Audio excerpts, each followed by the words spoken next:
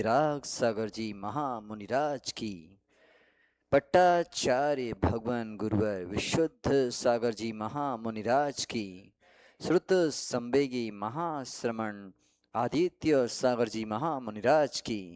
3,9 करोड़ महामुनिराजों की। आज पुनः हमारे सौभाग्य का उदय हुआ है कि हमारे बीच परम पूज्य शताब्दी देशनाचार्य पट्टाचार्य भगवान गुरुवर विशुद्ध सागर जी महामुनिराज के परम स्नेही शिष्य श्रुत संवेगी महाश्रमण आदित्य सागर जी महामुनिराज आपके अंतरंग में होने वाली नाना जिज्ञासाओं का आगम से उत्तर देने के लिए उपस्थित हुए हैं। सर्वप्रथम उन लोगों को मौका दिया जा रहा है जो ऑनलाइन पर हैं, फिर आपको मौका दिया जाएगा। मेरठ से विशाल जैन नमोस्तु निवेदित करते हुए प्रश्न पूछ रहे हैं। गुरुदेव, मेरे पिताजी का जिनाभिषेक का नियम था, पर किसी कारण पैर का अंगूठा का ऑपरेशन करके अंगूठा निकालना पड़ा। क्या वो अब अभिषेक कर सकते हैं या नहीं? कृपया समाधान कीजिए। देखिए, श्रद्धान और नियम भिन्न विषय और परिस्थितियां भिन्न विषय है। अंग भंग होने के बाद आगम में अभिषेक आदि का निषेध है, लेकिन बाकी जो क्रियाओं का निषेध नहीं है वो तो कर सकते हैं। ऐसी परिस्थिति में व्यक्ति को जब कोई अभिषेक करे तो उसकी अनुमोदना कर लेना चाहिए, हाथ लगा ले और पूजन विधान में ज्यादा समय दे दे। एक प्रक्रिया अभिषेक की और एक प्रक्रिया पूजन की। तो जो पूजन के अंग हैं उसमें अभिषेक भी एक अंग है। तो अगर कभी ऐसा होता है किसी के साथ तो वो भी ध्यान रखें कि अभिषेक तो एक अंग है, सिर्फ अभिषेक ही क्रिया नहीं है। तो अभिषेक की अपेक्षा अभिषेक में हाथ लगा लें, और या शांति धारा कोई कर रहा हो तो हाथ लगा लें, और फिर आप पूजन और विधान करके उस समय को अपने ध्यान में लगा लें। ये मान के चलना कि पूर्व का कर्म का उदय आया है, लेकिन वर्तमान में उसको संभाला जा सकता है, ऐसा समझिए। भीलवाड़ा से खुशबू पारासर नमोस्तु निवेदित करते हुए प्रश्न पूछ रही हैं। गुरुदेव, यदि किसी के मन में मुनि बनने की भावना आए तो कैसे समझें कि यह सच्चा वैराग्य है या केवल भावुकता है? अपने अंदर कौन से लक्षण देखें? और जो मुनि बनना चाहते हैं, क्या उनकी परीक्षा होती है? कैसे तय होता है और वे इसके योग्य हैं? कृपया समाधान कीजिए। देखिए, ऐसा कोई थर्मामीटर नहीं आता जिसमें वैराग का टेम्परेचर चेक किया जा सके। इसलिए अपन ये बहिरंग लक्षणों से तो थोड़ी बहुत जान सकते हैं, लेकिन जिसको अंदर वैराग हुआ वो समझेगा। सीधी सीधी बात है, संसार, शरीर और भोग, इन तीनों से कितनी विरक्ति हुई है। संसार यानी जो आपके संबंधी लोग हैं उनसे, शरीर यानी आपका शरीर या पर का शरीर, और भोग यानी पांचों इंद्रियों के प्रति अभिलाषा। इनमें आपकी विरक्ति कितनी है? जितनी आपकी विरक्ति होगी उतना वैराग्य माना जाएगा। कई बार लोग त्रस्त होने के कारण भी वैराग को प्राप्त हो जाते हैं, लेकिन एक अच्छा वैराग रहता है कि चलो अब शादी नहीं हो रही तो चलो दीक्षा ले लो। कई लोग ये सोचते हैं कि चलो भैया अब घर पे पत्नी से नहीं बन रही तो चलो दीक्षा ले लो। व्यापार नहीं चल रहा, अब कहाँ तक परेशान होंगे, दीक्षा ले लो। तो ऐसा परेशान होकर के दीक्षा लेना ये एक अच्छा वैराग्य है। वैरागी व्यक्ति अंदर से पक्का रहता है। इसीलिए केश लोंचन, एक आसना, नंगे पैर बिहार इत्यादि जो प्रक्रिया रहती है गर्मी की सर्दी की, इनसे मालूम चलता है कि वैराग्य कितना है। वैरागी अपने वैराग को जान सकता है, ऐसा समझिए। भोपाल से नामांकित नहीं किया गया। अगर अचानक से हमारा कोई बहुत अच्छा दोस्त जो रोज अच्छे से बात करता है, धर्म ज्ञान सबसे जोड़े रखता है, आपको अच्छी बातें सिखाता है, आपको अच्छी बातें सही लगती हैं उसकी, अचानक एक दिन वो बोलना बंद कर दे, बात करना बंद कर दे, हमारी क्या गलती है? हो सकती है हम वो पूछने पर भी ना बताए, तो हमें क्या करना चाहिए और हम उसे अपने जीवन में वापस लाने के लिए अगर झूठ बोलें तो क्या पाप लगेगा? कृपया समाधान कीजिए। देखिए, जो व्यक्ति छोड़ के गया है, एक दो बार तो प्रयास करें, फिर ओम इग्नुराय नमः करें, क्योंकि ज़्यादा वो बार बार किसी व्यक्ति या वस्तु के पीछे भागने से वो व्यक्ति और वस्तु दूर हो जाती है। इसलिए मेरा मानना है कि जो आपको नहीं चाहता उसको मत चाहो, जो आपको चाहता है उसे चाहो, जो आपको वक्त दे रहा है उसको वक्त दो, जो नहीं दे रहा उसको क्यों वक्त देने में अपना वक्त बर्बाद करे। ओम इग्नुराय नमः। थोड़े दिन के लिए उपेक्षा करें, अगर वो आपके योग्य होगा या आपका होगा तो लौट के आएगा, और आपके योग्य नहीं है और आपका नहीं है तो लौट के नहीं आएगा। तो बहिरंग जो राग रहता है वो आपको कई बार अन्यत्र भी ले जा सकता है और ये डिप्रेशन का कारण भी बन सकता है। इसलिए जो है उनका आनंद लो, जो चला गया वो चला गया। एक बात ध्यान रखना, व्यक्ति बाहर से बाद में जाता है, अंदर से पहले चला जाता है। जिसने जो तुमको छोड़ के गया है वो बाद में छोड़ के गया है, अंदर से बहुत पहले वो विचार कर चुका था कि छोड़ना है। तो ये विकल्प ना करें कि कौन छोड़ गया, ये देखें कि अपन कैसे, और अपना व्यक्तित्व इतना महान बनाए कि जो छोड़ के गया है वो पछताए कि हमने किसी सही व्यक्ति का हाथ छोड़ा है, ऐसा समझिए। वासवाड़ा से दिव्या जैन नमोस्तु निवेदित करते हुए प्रश्न पूछ रहे हैं, गुरुदेव, क्या हम शांति विधान के लिए, वास्तु शास्त्र के लिए, वास्तु के लिए श्री जी को घर पर ला सकते हैं? उसमें कोई दोष तो नहीं है? कृपया समाधान कीजिए। देखिए, प्राचीन परंपरा और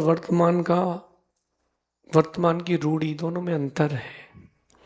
पहले जब भगवान का आराधना व्यक्ति करते थे तो उस समय भावनाएं अलग थी, अब कुछ अलग हो गई हैं। जब घर में कोई विधान हो या गृह का प्रवेश हो तो श्री जी को लाने में कोई बाधा नहीं है, कोई दोष नहीं है।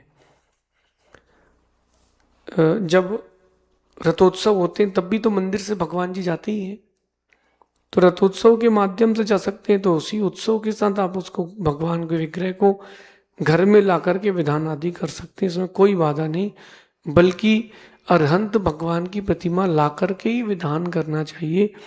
इससे क्या होगा, जहाँ साक्षात अरहंत रह चुके हैं वहाँ कोई वास्तु या कोई भी प्रकार का दोष नहीं बचता, ऐसा समझ लीजिए। इसलिए आपको भगवान श्री जी की प्रतिमा ला करके विधान करने में कोई दोष नहीं है।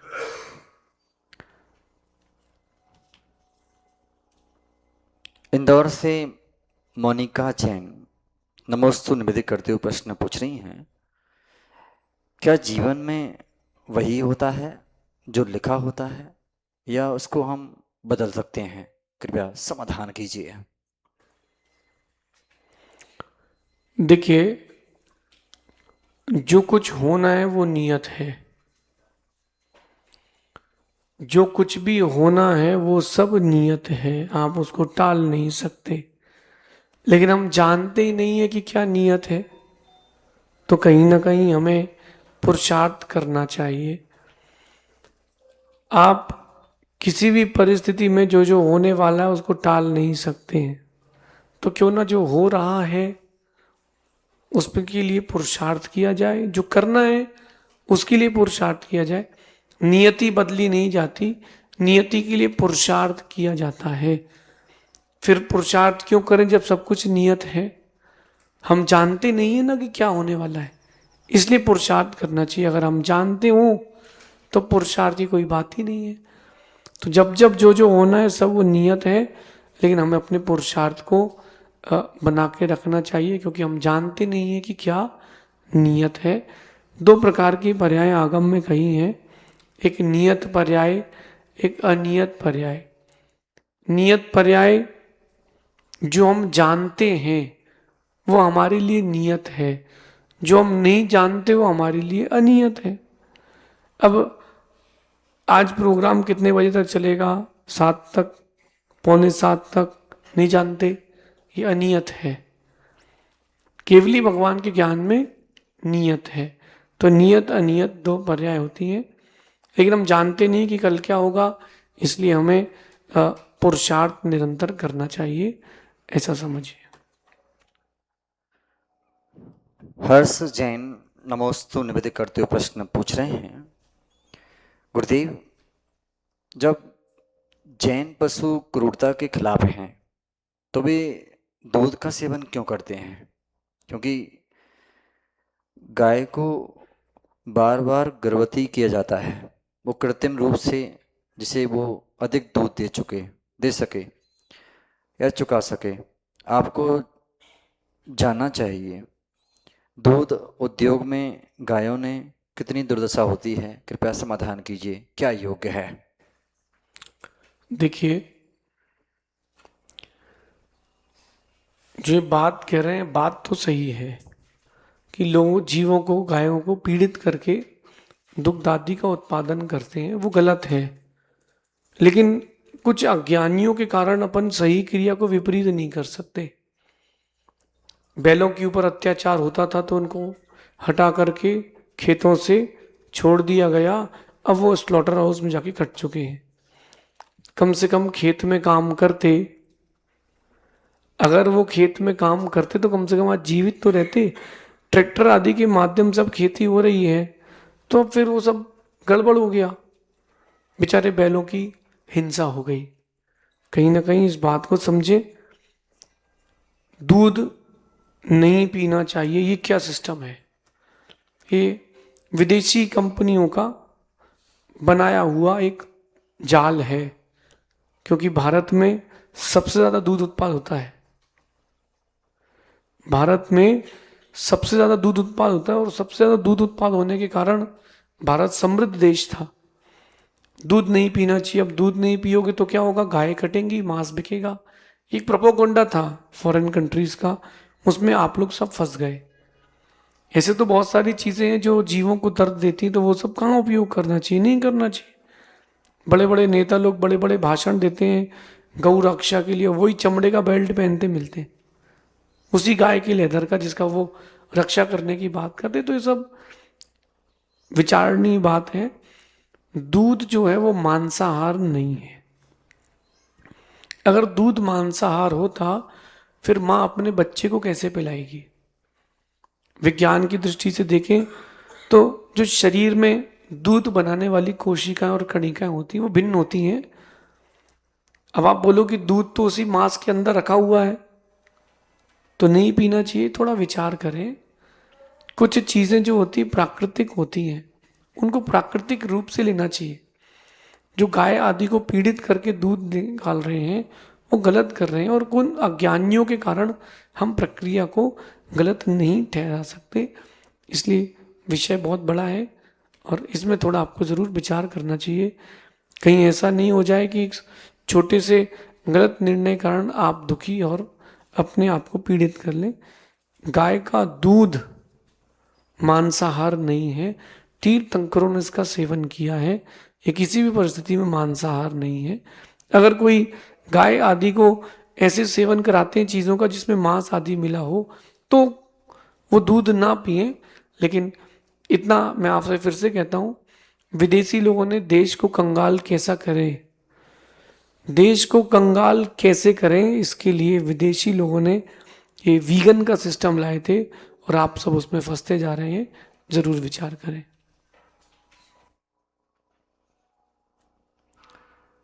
ललितपुर से सजल जैन नमोस्तु निवेदित करते हुए प्रश्न पूछ रहे हैं, गुरुदेव, मैं ओसीडी की बीमारी से पीड़ित हूँ। आजकल बहुत से युवा भी इस कारण परेशान हैं, जिसमें बहुत सारे नकारात्मक और अनचाहे विचार आते हैं जिन्हें मैं सोचना नहीं चाहता। कभी कभी ये विचार भगवान के लिए भी आ जाते हैं और मेरा सारा दिन इसी बात पर निकल जाता है, तुमने ऐसा क्यों सोचा? और मैं बार बार सॉरी बोलता रहता हूँ। जब मैं इन विचारों को दबाने की कोशिश करता हूँ तो ये और भी ज़्यादा आते हैं और एक चक्र बन जाता है। क्या इन विचारों के कारण मुझे पाप लगेगा? कृपया समाधान कीजिए। देखिए, जब मनोयोग से विपरीत प्रवृत्ति होती है तो पाप का बंध तो होता ही है। और ओसीडी जी जो है, ये जो बीमारी आप ओसीडी की कह रहे हैं, ये वास्तविकता बीमारी नहीं है, हार्मोनल डिसबैलेंस, और ये कोई बड़ी समस्या नहीं है। इस समस्या के समाधान के लिए आपको डूइंग पर जाना चाहिए, थिंकिंग की अपेक्षा। जो लोग ज़्यादा सोचते हैं उनके लिए ओसीडी जैसी बीमारियां हो जाती है कि अब ये गंदा हो गया और ऐसा हो गया, मैंने उसको छू लिया, मैंने ऐसा कर दिया, वो वैसा हो जाएगा। तो ये थिंकिंग की प्रोसेस में जाती है, डूइंग की प्रोसेस की हो रहा है। एक बात और कहता हूँ, जिन लोगों का भोजन बैलेंस्ड नहीं रहता उनके लिए प्रॉब्लम आती है, अथवा जो पैकेट वाला दूध आ रहा है उसमें केमिकल्स और प्रिजर्वेटिव्स रहते हैं, इन सब चीज़ों की आपकी बॉडी से उसमें इम्बैलेंस हो जाता है। जब वो भोजन आपके केमिकल आपके दिमाग में हिट करता है, तब आपके दिमाग से जो केमिकल्स रिलीज होते हैं, टॉक्सिन जैसे जहरीले पदार्थ भी रिलीज होते हैं, वो आपकी बॉडी में फैलते हैं खून के साथ, और 2 साल लगता है उनको वापस रिकवर होने में, उनका वापस जाने में। कहीं ना कहीं ये थिंकिंग के प्रोसेस से डूइंग की प्रोसेस की हो रहा है, तो आपको लाभ मिलेगा। जब आपको पता ही है कि आप ज़्यादा सोचते हैं या फिर कुछ ऐसा करते हैं, बंद कर दें, थोड़े दिन के लिए संगति बदलें, मनोयोग को बदलें, ताकि पाप का बंध भी ना हो और आपके कारण कोई और परेशान भी ना हो। बांसवाड़ा से निधि जैन नमोस्तु निवेदित करते हुए प्रश्न पूछ रही हैं, गुरुदेव, क्या जीवन में असफलता व्यक्ति की योग्यता को सिद्ध करती है या यह केवल परिस्थितियों का ही परिणाम है? कृपया समाधान कीजिए। देखिए, पुरुषार्थ की कमजोरी और दैव का आपके प्रति आशीर्वाद ना होना, दैव यानी पुण्य, तब असफलता को व्यक्ति को वह सफलता देखना पड़ती है। जब भी कभी जीवन में असफलता आए तो पहले उसमें से अनुभव निकालें। असफल होने पर जो अनुभव मिलता है वो आपको हर बार सफलता के लिए आगे प्रेरित कर सकता है। हर किसी का अपना अपना लक्ष्य, किसी का मोक्ष मार्ग का, किसी का व्यवहार का। तो इन सारे मार्गों में मैं आपको एक लाइन कहता हूं कि असफल होना बड़ी बात नहीं है, असफल होने पर रुक जाना ये गलत बात है, ये बड़ी बात है। तो कहीं अगर कभी भी आप लोगों को ऐसा लगता है कि हम असफल हो गए हैं, तो पुरुषार्थ की कमी है कि पुण्य की कमी है, इसमें एक बात ज़रूर सोचना कि पुरुषार्थ और पुण्य दोनों आपके ही हैं और दोनों आपको ही लगाना है। असफलता ये नहीं बताती कि आप कमज़ोर हैं, असफलता बताती कि आपके अंदर कमियां हैं। उन कमियों को दूर करते जाए, सफल होते जाएंगे। पहले मैं अच्छा वक्ता नहीं था, मैं धीरे धीरे अभ्यास करके एक अच्छा वक्ता बना हूँ। पहले बोलते समय मैं भी हकलाता था, अटक जाता था, डर लगता था। मैंने अभ्यास करके उसको, असफलता को सफलता में बदला। मुझसे हिंदी भी लिखते नहीं बनती थी। धीरे धीरे मैंने अभ्यास को गुरु बनाया और मैंने अपना काम किया। गुरु जी का आशीर्वाद तो ज़रूरी है ही, लेकिन आपका अभ्यास आपकी सफलता की रीढ़ की हड्डी है। इसलिए जब तक टूटेगा नहीं तब तक छोड़ेंगे नहीं। इस बात को दिमाग में लेके काम करना, सफलता ज़रूर मिलेगी। शेष जिज्ञासाओं का समाधान आगे आने वाले समाधानों में होगा। अब हमारे समक्ष जो जिज्ञासुजन है वो आएंगे, क्रम से अपनी जिज्ञासा रखेंगे। जिनका नाम बोला जाए स्थान पर पहुंच जाएं, आपका स्थान नियुक्त कर दिया गया है। सर्वप्रथम जिज्ञासा के लिए आ रहे हैं इंदौर से स्वप्निल जैन, इसके बाद तैयार रहेंगे हुकुम चंद जी सावला।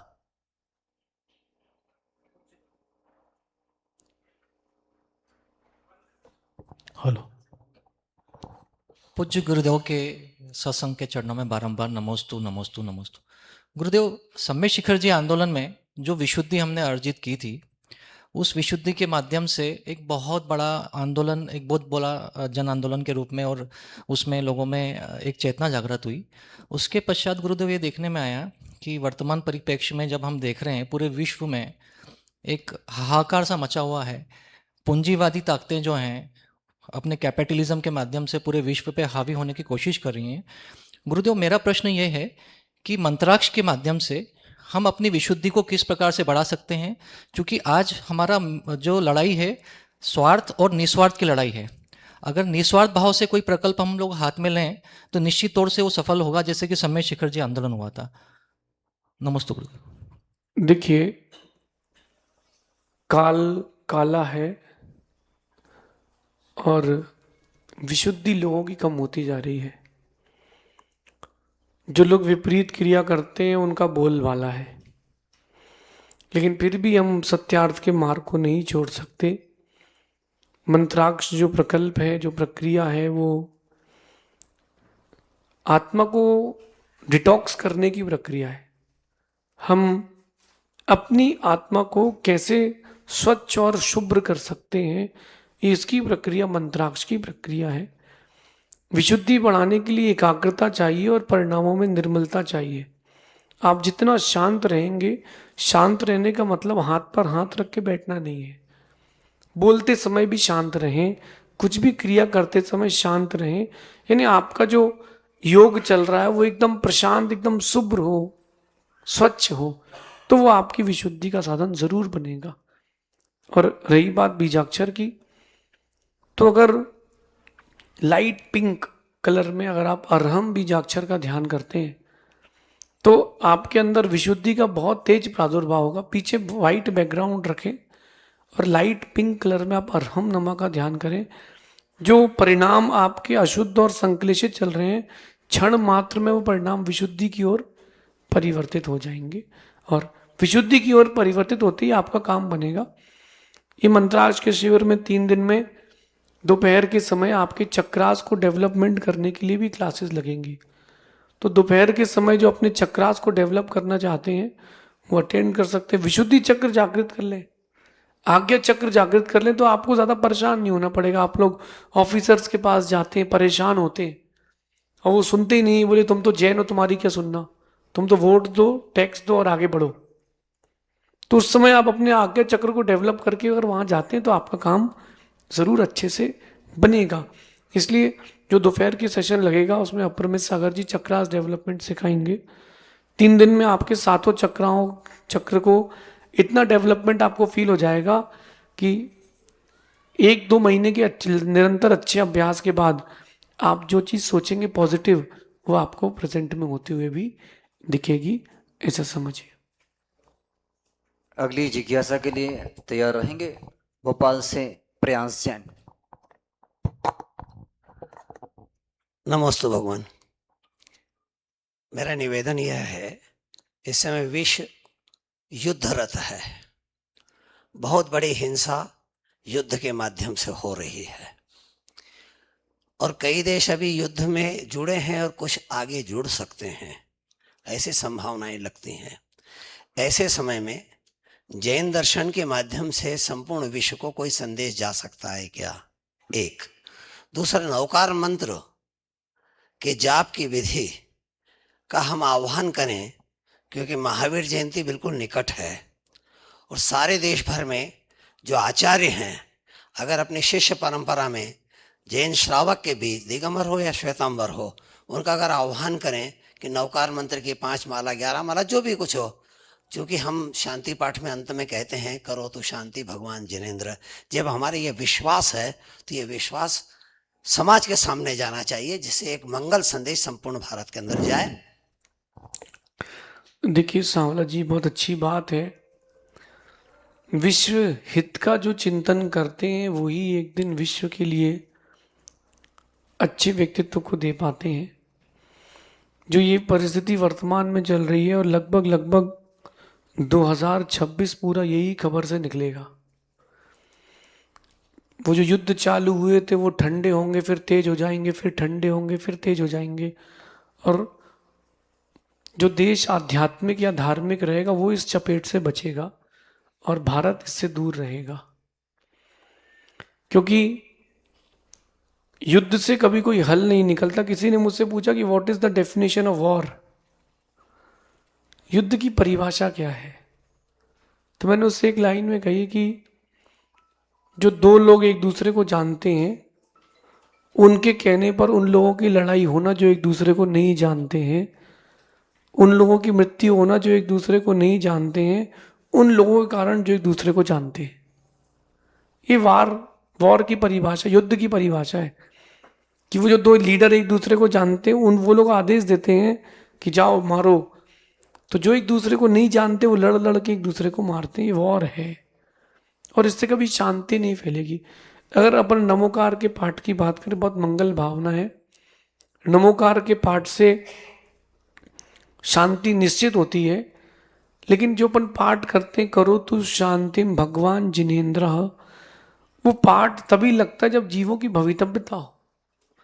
किसी जीव की अगर भवितव्यता नहीं है तो वो पाठ उसके लिए काम नहीं आएगा। अपन पढ़ते हैं सभी जीवों के प्रति भगवान शांति की भावना रखते हैं कि देश का राजा फलीभूत हो, देश का राजा शक्तिशाली बने। लेकिन एक बात समझना आपकी, ये बात तब हो पाएगी जब उसका निज का पुण्य भी तो हो।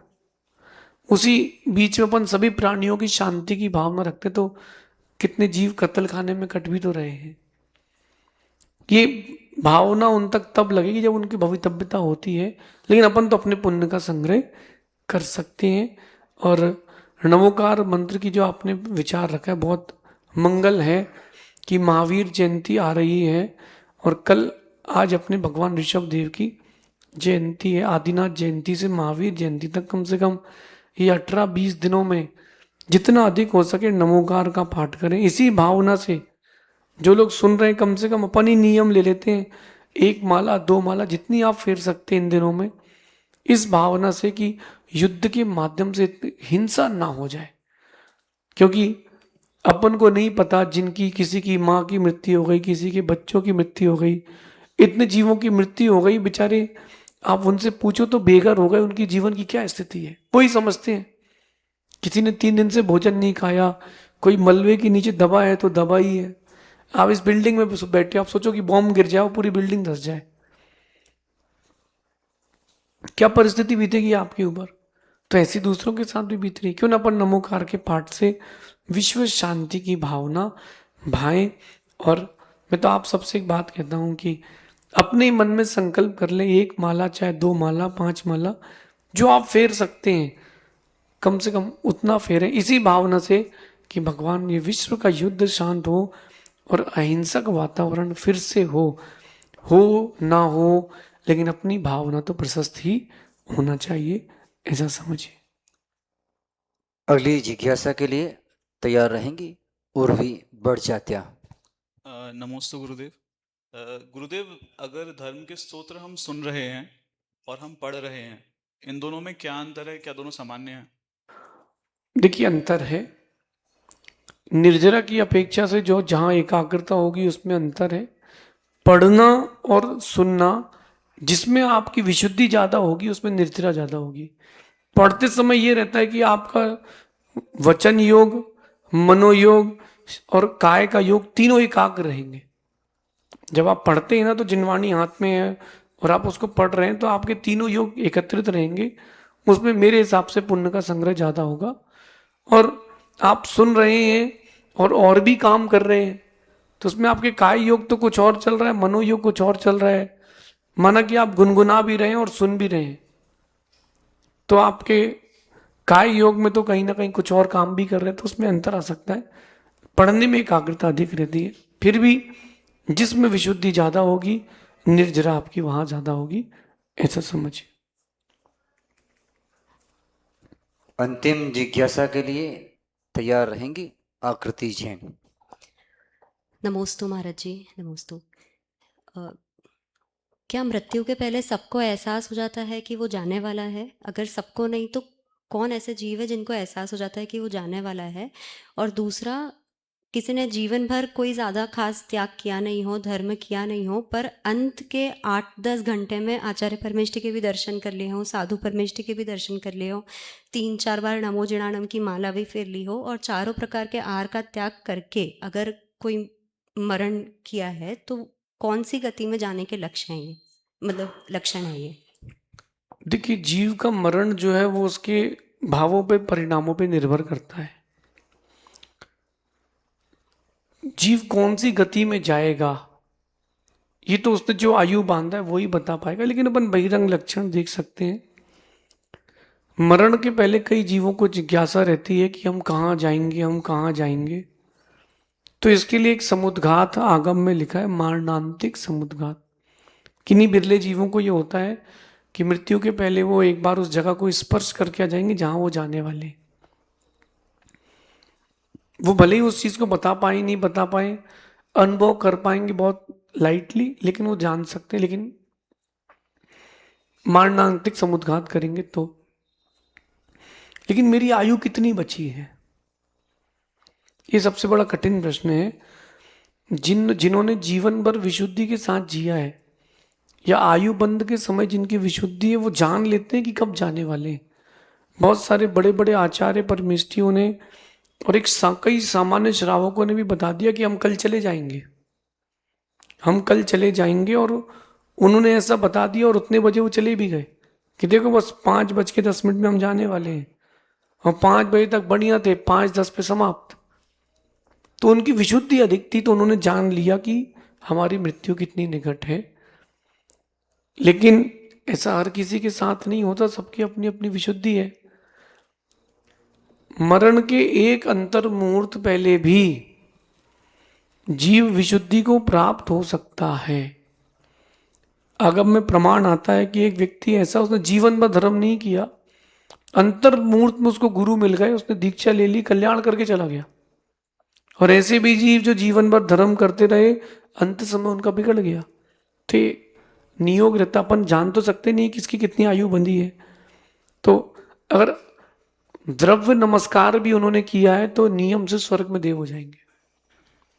द्रव्य नमस्कार यानी नमोकार मंत्र का पाठ कर लिया बिना श्रद्धा के, नमो जिनाणम का पाठ कर लिया बिना श्रद्धा के, कोई श्रद्धा नहीं है उस पर, लेकिन चलो बोल लो, ये बोल रहे हैं तो बोल लो, इतना भी जीव कर लेगा तो नियम से स्वर्ग में देव हो जाएगा। ऐसा भगवती आराधना ग्रंथों में लिखा है। फिर जो श्रद्धा के साथ गुरुजनों के दर्शन करे, उनकी नियम से सदगति होती है। फिर भी बहिरंग लक्षण है कि मृत्यु होते ही मल आदि का विसर्जन हो जाए। इसका मतलब प्राण जो है वो नीचे से अधो से गए हुए, नाभि के नीचे से प्राण निकले, इसका मतलब दुर्गति होती है। नाभि के ऊपर से प्राण जाए मतलब सदगति होती है। अंतिम समय मुख खुल जाए, आंखें खुली रह जाए, तो इन लक्षणों से अपन जान सकते हैं कि ये अनुमान ज्ञान है कि इनकी गति देवगति हुई है, ऐसा समझिए। नमोस्तु गुरुदेव। मेरा प्रश्न ये है कि कई बार हम आत्म प्रेम और स्वार्थी होने में अंतर नहीं समझ पाते हैं, जिसकी वजह से हम स्वार्थी हो जाते हैं और मानवता की हानि होती है, तो हम उसमें अंतर कैसे समझें? देखिए, आत्म प्रेम के साथ स्वार्थ की सीधी सी परिभाषा है कि हमको, जैसे व्यक्तिगत रूप से बात करें तो कोई क्रिया मैं कर रहा हूं या आत्म प्रेम की ओर मैं आ रहा हूं, तो मेरे इस क्रिया से, मेरे इस आत्म प्रेम से किसी की हानि ना हो, तो वो भी स्वार्थ है, लेकिन वो स्वार्थ अच्छा है। मैं घर छोड़ करके आया हूं, मेरी माँ तो जब मैं जा रहा था तो खूब रोई थी, तो इसका ये मतलब है कि मैंने गलत किया है? मैंने बिल्कुल गलत नहीं किया। मैं निजी स्वार्थ से दीक्षा ली, मैंने अपने निजी स्वार्थ से मैंने दीक्षा ग्रहण करी, लेकिन मेरे स्वार्थ में किसी को दुख पहुंचाने का भाव नहीं था, इसलिए वो स्वार्थ आत्म प्रेम था। लेकिन मेरा काम हो जाए, दूसरे का दूसरा जाने, तो बेटा ये स्वार्थ है। तो ये स्वार्थ जो है वो हानिकारक है।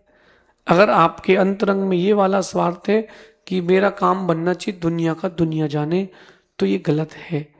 और अगर आप ये सोचते हो कि मैं अपना अच्छा चाहता हूँ लेकिन मेरे स्वार्थ से किसी का बुरा ना हो, तो ये स्वार्थ आपका आत्म प्रेम है। यद्यपि दुनिया आपके इस प्रकल्प को कुछ भी कह सकती है, लेकिन एक बात ध्यान रखना, अगर अपना नज़रिया सही है, आपकी प्रक्रियाएं सही हैं, तो फिर दुनिया के बारे में ज़्यादा सोचने की ज़रूरत नहीं है।